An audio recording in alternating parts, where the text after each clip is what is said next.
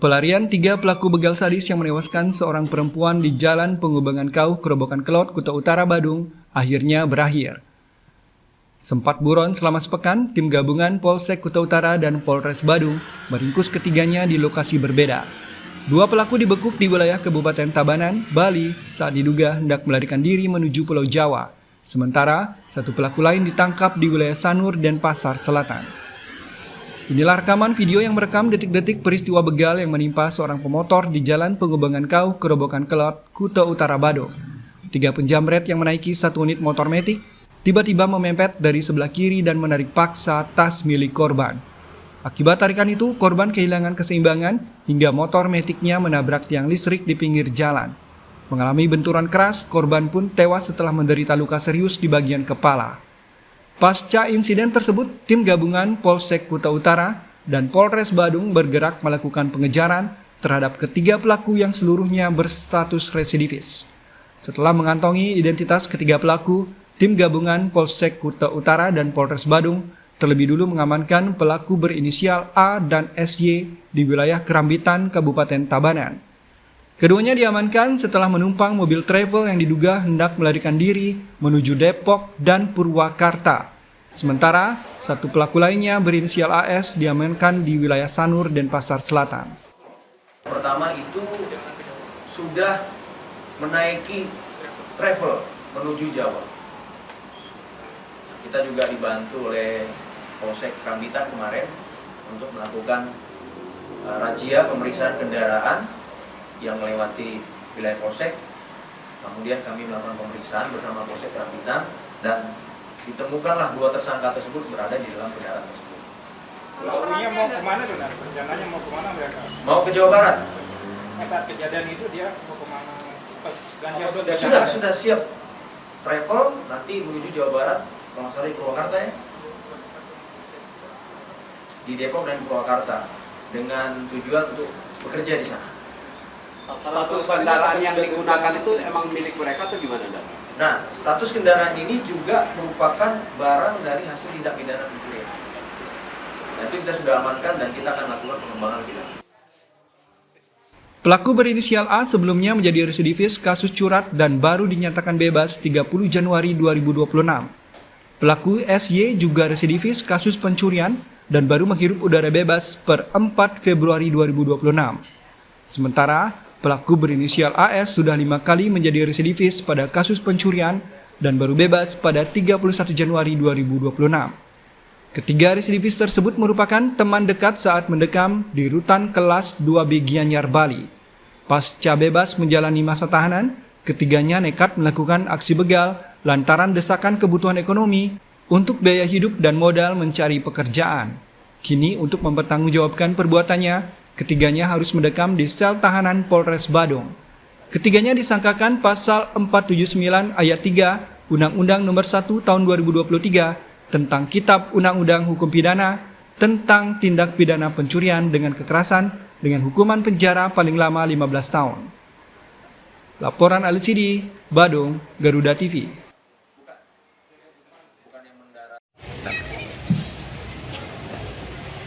Izin kita segera dimulai sekaligus menyampaikan hasil kerjaan ini.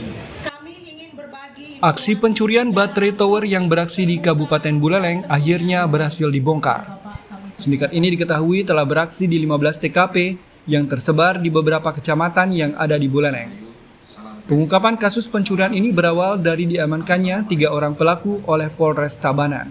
Dari hasil pengembangan, 1 terduga pelaku berhasil diamankan jajaran Polres Buleleng di Kabupaten Sukoharjo, Jawa Tengah. Kapolres Buleleng AKBP Rusi Gusman saat press release mengatakan dari tangan pelaku, pihaknya berhasil mengamankan sisa 2 unit baterai tower BTS yang sebelumnya dijual ke Jawa Barat. Dari hasil penyelidikan diketahui sindikat ini telah beraksi di 15 TKP yang ada di Buleleng. Modus yang digunakan para pelaku ini terbilang cukup rapi dengan berpura-pura sebagai teknisi tower yang hendak melakukan pengecekan rutin. Bahkan beberapa di antaranya ada yang memang menjadi teknisi tower. Dan dari beberapa tindakan kepolisian yang kami lakukan, begitu terjadi, kita langsung melaksanakan olah TKP bekerjasama dengan provider baterai itu sendiri dan meningkatkan pelaksanaan patroli di sekitar lokasi yang ada tower tersebut dan wilayah-wilayah lain. Dan ini saya sampaikan ke rekan-rekan sangat terbukti efektif pelaksanaan patroli yang kami lakukan, di mana masyarakat sangat antusias memberikan informasi, dan dari informasi yang diberikan tersebut kami berhasil melakukan pengungkapan terhadap pelaku yang ada, bekerja sama dengan Polres tetangga dan berhasil melakukan pengungkapan sehingga pelaku yang diamankan itu ada 3 di Polres Tabanan, dan dari koordinasi dan joint operation tersebut kami juga berhasil melakukan pengungkapan terhadap pelaku lain yang melakukan di wilayah Buleleng. Kami amankan di Purwakarta dan barang buktinya ke Sukoharjo dan barang buktinya sampai ke Purwakarta. Setiap baterai yang dijual ke Pulau Jawa di pengepul dibanderol dengan harga 2 juta rupiah tergantung kondisi. Uang kejahatan dibagi rata oleh para pelaku untuk kebutuhan sehari-hari dan juga bermain judol. Laporan Pandey Wismayo, Buleleng, Garuda TV.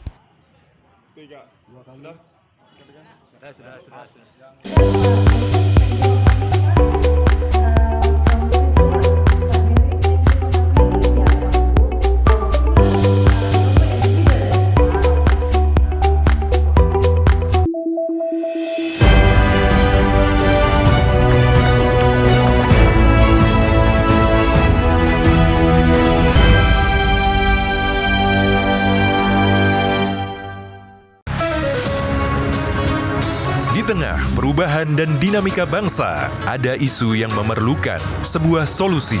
Menyinggung soal SARA seandainya tidak hati-hati. Semua tata kelola penyelenggaraan ya itu harus bersih. Bersama narasumber terpercaya, mengulas topik terkini untuk negeri. Indonesia Kita, Senin sampai Jumat pukul 7 malam. Hanya di Garuda TV. Sambut pagi Anda dengan informasi terbaru yang tepat dan terpercaya. Sebanyak 1.050 unit hunian sementara telah rampung dibangun sebagai bagian dari upaya percepatan penanganan pasca bencana. Dengan informasi paling relevan dan terkini. Pembangunan kembali seperti perumahan dan infrastruktur dapat mendorong pertumbuhan ekonomi di daerah. Laporan 8 pagi setiap hari pukul 6 pagi hanya di Garuda TV.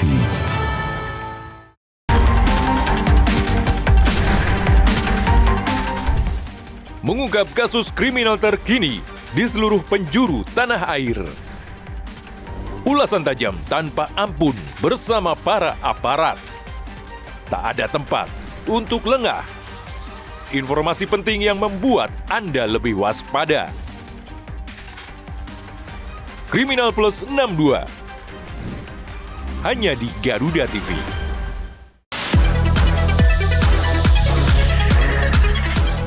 Dunia hiburan memang selalu penuh warna. Drama panggung yang tak terlupakan hingga cerita cinta yang menghebohkan. Rahasia di balik kesuksesan para selebriti. Elegan intens, suasana lokasi yang Kehebohan apa saja yang terjadi saat ini. Saksikan Gosip Panas Selebriti. Hanya di Garuda TV.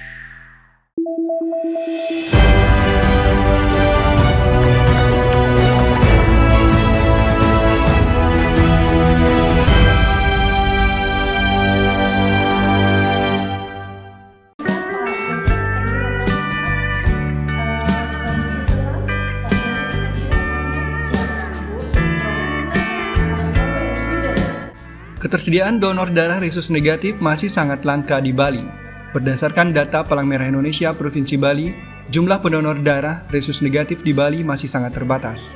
Sebagai upaya meningkatkan kesadaran akan pentingnya ketersediaan darah resus negatif, BIMC Hospital Kuta menggelar diskusi kesehatan bertajuk Save Lives Starting with Yours pada Jumat lalu di Prama Sanur Beach, Bali. Minimnya donor darah resus negatif di Bali menjadi tantangan tersendiri bagi fasilitas kesehatan, terutama dalam penanganan pasien darurat yang membutuhkan transfusi darah dengan kecocokan resus. Direktur BIMC Hospital Kuta, Dr. Meike Magnasova menegaskan pentingnya kolaborasi lintas sektor untuk membangun sistem donor darah langka yang lebih siap siaga. Terlebih kebutuhan darah resus negatif di BIMC cukup tinggi, mengingat rumah sakit ini sering menjadi rujukan warga negara asing yang mengalami insiden di Bali. BIMC Hospital Kuta bekerjasama dengan PMI Provinsi Bali untuk meningkatkan kesadaran publik sekaligus membangun jaringan calon donor resus negatif yang sangat jarang di Bali. Harapannya, dalam kondisi darurat tidak ada lagi nyawa yang hilang akibat tidak tersedianya darah yang dibutuhkan. BIMC Hospital Kuta bersama PMI Bali berharap dapat membentuk database donor resus negatif yang lebih luas dan responsif, sekaligus memperkuat jejaring kemanusiaan guna memastikan keselamatan pasien di Bali. Ini memang mayoritas tuh pasien asing. Sejak berdiri sampai sekarang sudah 29 tahun tuh kami bisa dibilang untuk rawat inap tuh 97% tuh adalah warga asing, dan kami cukup punya pengalaman bagaimana kesulitan mencari darah dengan resus negatif, apalagi kalau sudah AB negatif, waduh itu udah susah sekali gitu. O negatif masih agak mending ya, tapi nanti B negatif aja ini sudah mulai susah. Nah, kita kebetulan sudah beberapa kali mengadakan acara, ada beberapa volunteer yang bersedia untuk menginikan kontaknya, jadi setiap kita perlu kita bisa minta tolong mereka. Ya itu jadi Pak ya, mungkin karena kami memang banyak pasiennya asing sehingga itulah yang menjadi kesulitan kita. Kecelakaan yang biasanya fraktur multiple di beberapa tempat itu yang membutuhkan darah, dan kebutuhan akan darah resus negatif lumayan dan carinya itu agak susah selama ini karena hampir, saya nggak tahu data tepatnya, kurang lebih 90% lah pasien yang ada di ICU kami itu adalah pasien orang asing. Itu aja. Sementara itu, Kepala Bidang Pelayanan Donor UPTD PMI Provinsi Bali, Dr. Nyoman Sastrini, menegaskan bahwa kelangkaan darah resus negatif menjadi tantangan nyata dalam pelayanan transfusi darah di Bali. Secara genetik, pemilik golongan darah resus negatif sangat sedikit di Indonesia, sehingga ketersediaannya sangat bergantung pada pendonor aktif yang terdata dan mudah dihubungi saat kondisi darurat. Sebagian besar kebutuhan darah resus negatif selama ini diperoleh dari pendonor yang merupakan warga negara asing atau ekspatriat yang tinggal dan bekerja di Bali. Saya sendiri dari PMI biasanya tugasnya kan untuk mencari pendonor resus negatif setiap ada permintaan darah dari rumah sakit yang memerlukan darah resus negatif. Saat ini kami memang punya data, beberapa data pendonor-pendonor resus negatif yang aktif mendonorkan darah di PMI itu, cuman dari sekian data yang kita punya tidak bisa memenuhi kebutuhan permintaan darah dari rumah sakit yang membutuhkan. Kadang di saat pendonor-pendonor kami yang sudah biasa donor kondisinya kurang sehat seperti itu juga menjadi kendala untuk kita kekurangan terus pendonor resus negatif. Head Talk menjadi pengingat bahwa langkah sederhana seperti mengetahui golongan darah dan bersedia menjadi pendonor dapat menjadi aksi nyata dalam menyelamatkan nyawa sesama. Kegiatan ini turut dihadiri perwakilan konsulat, imigrasi, sekolah internasional, serta komunitas ekspatriat seperti Bali House Harriers dan organisasi internasional lainnya. Peserta diberikan akses pendaftaran melalui pemindaian barcode yang terhubung ke formulir daring guna memperluas basis data donor yang bersifat dinamis dan dapat dimanfaatkan seluruh rumah sakit melalui PMI. Laporan Agus Sugiana, Denpasar, Garuda TV.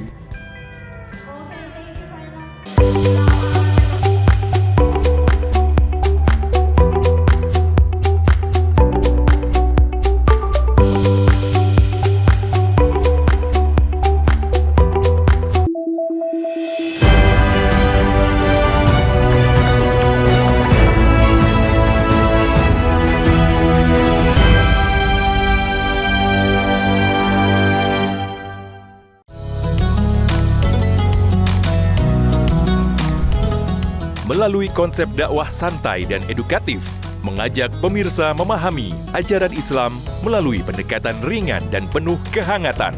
Atau nanti dikabulkannya di akhirat, nggak dikabulkan di sini. Mengapa manusia tetap harus berdoa? Dari perspektif Islam untuk mempererat toleransi di Indonesia, Harmoni Indonesia. Hanya di Garuda TV.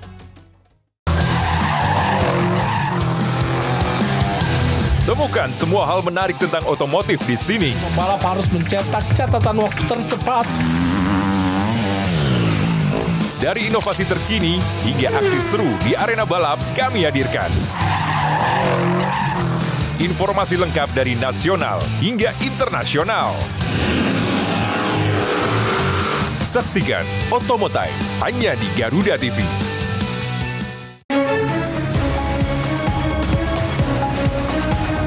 Rangkaian informasi terkini dan mendalam, mengupas peran strategi dan peran penting para pengambil kebijakan. Orang yang bersih, orang yang tidak korup. Kuotanya sudah dinaikkan 15%. Menghadirkan fakta, bukan wacana. Kalau LPMK pun saya tantang. Dalam Kabinet Merah Putih.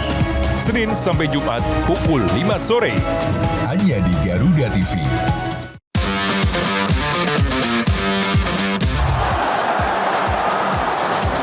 Kompetisi memanas pada tiap lini klasemen Eropa. Perebutan juara terus terjadi, membuka cerita baru di tiap laga pertandingannya.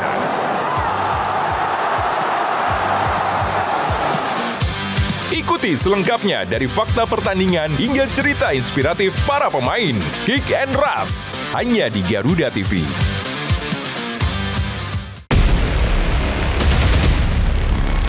Kolaborasi teknologi canggih dari darat, laut, hingga udara di medan pertahanan negeri. Pasukan ini terlibat dalam menjaga jalur pelayaran penting dari ancaman teroris atau kelompok kriminal. Semua terangkum dalam informasi dunia militer di garda terdepan. Saksikan Garda Dunia hanya di Garuda TV.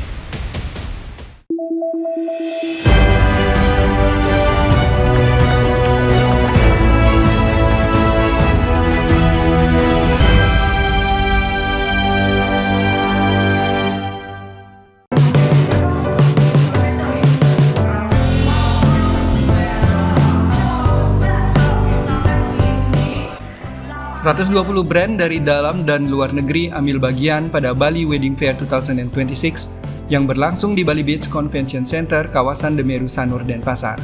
Ajang tahunan ini kembali menjadi wadah bertemunya pelaku industri pernikahan dan calon pengantin, sekaligus menegaskan posisi Bali sebagai salah satu destinasi wedding paling diminati di dunia.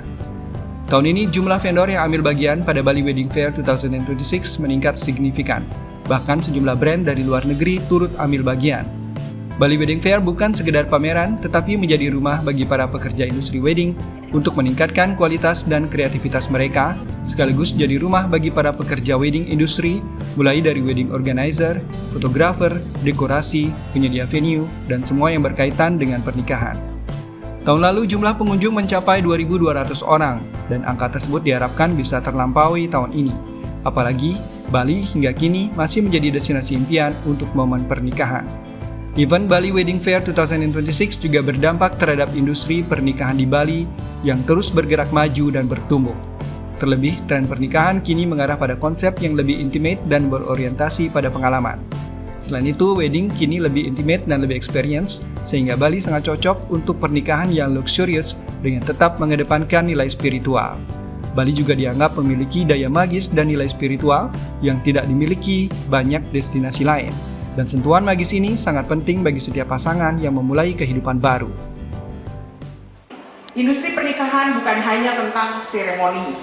Ini merupakan bagian experience-based tourism yang memiliki multiplier effect yang sangat kuat secara perekonomian di Bali.